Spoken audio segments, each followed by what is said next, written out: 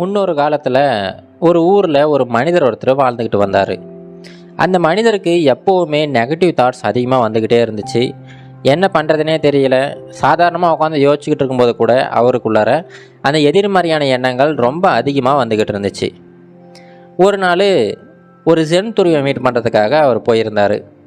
இந்த ஜென் துறவிக்கிட்ட, ஐயா, எனக்கு என்ன பண்ணுறதுனே தெரியல, என் மனசுக்குள்ளார எப்போவுமே எதிர்மறையான எண்ணங்கள் வந்துக்கிட்டே இருக்குது. நான் எவ்வளவோ ட்ரை பண்ணி அதை கட்டுப்படுத்த பார்க்குறேன், ஆனாலுமே இந்த எதிர்மறையான எண்ணங்கள் அதிகப்படியாக வருது. இதனால் தினம் என்னுடைய அன்றாட வாழ்க்கையில் நான் செய்யக்கூடிய வேலைகளை கூட சரியாக செய்ய முடியல, எல்லாமே அதிகப்படியாக பாதிக்குது. நீங்கள் தான் எனக்கு ஏதாவது உதவி செய்யணும் அப்படின்னு சொல்லிட்டு அந்த மனிதர் அந்த ஜென் துறவிக்கிட்ட கேட்குறாரு. இப்போ உடனே ஜென் துறவி, அப்படியாப்பா, அது ஒன்றும் இல்லை, நீ ஒன்று பண்ணு, எனக்கு தெரிஞ்ச நண்பர் ஒருத்தர் இருக்கார், அவரும் ஒரு துறவி தான், நீ அவர் கூட போயிட்டு ஒரு சில நாட்கள் தங்கியிரு, அவர் கூடயே இருந்து அவர் என்னென்ன செயல்கள்லாம் செய்கிறாருன்னு சொல்லிட்டு பார்த்துக்கிட்டே இரு. கண்டிப்பாக அவர்கிட்ட இருந்து நீ பல விஷயங்கள் கற்றுக்கலாம்.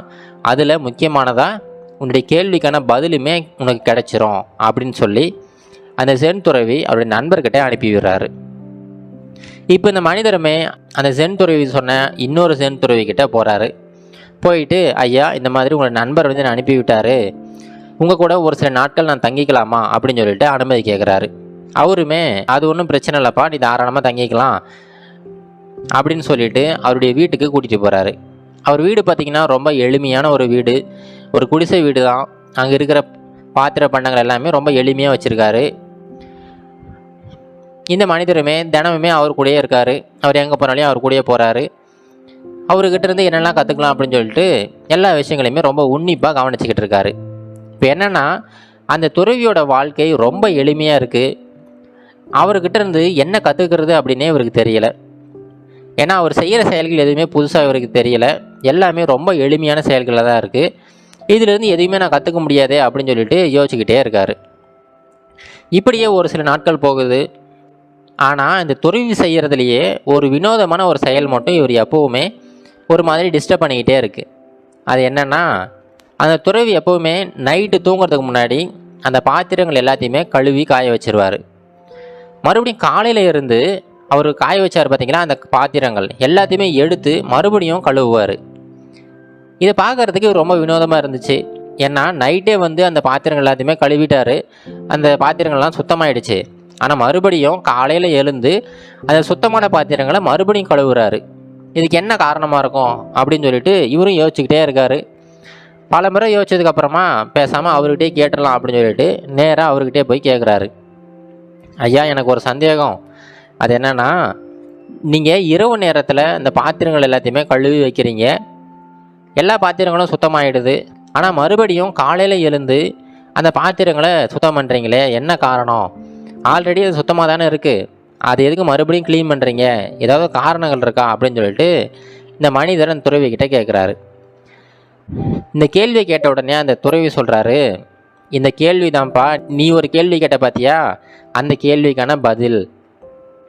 அது என்னென்னா, என்னதான் பாத்திரங்கள் வந்து சுத்தமாக இருந்தாலும் நைட்டு நான் ஒரு முறை கழுவி வைக்கிறேன், ஆனால் மறுபடியும் அந்த இரவு ஃபுல்லாக ஏதாவது ஒரு சில டஸ்ட்டு வந்து இந்த பாத்திரங்கள் மேலே படும், அதை தான் வந்து காலையில் எழுந்து நான் மறுபடியும் ஒரு முறை க்ளீன் பண்ணுறேன். இப்போ இதை வந்து உன்னுடைய மனசோட நீ ஒப்பிட்டு பாரு, நீ சொன்ன பார்த்தியா, எனக்கு வந்து அதிகப்படியான நெகட்டிவ் தாட்ஸ் வருது அப்படின்னு சொல்லிட்டு. இது எல்லாத்தையும் கிளியர் பண்ணுறதுக்கு ரொம்ப சுலபமான வழி என்னென்னு பார்த்தீங்கன்னா மெடிடேஷன் தான்.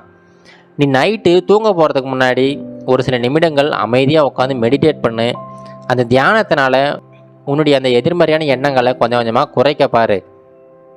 ஒரே நாள் இது சாத்தியமாகாது. ஒவ்வொரு நாளும் நீ கொஞ்சம் கொஞ்சமாக ப்ராக்டிஸ் பண்ணினா கண்டிப்பாக நீ தூங்குறதுக்கு முன்னாடி செய்கிற அந்த தியானம் உன்னுடைய அந்த நெகட்டிவ் தாட்ஸை கொஞ்சம் கொஞ்சமாக குறைச்சிரும். நைட்டு நீ நிம்மதியாக தூங்கலாம்.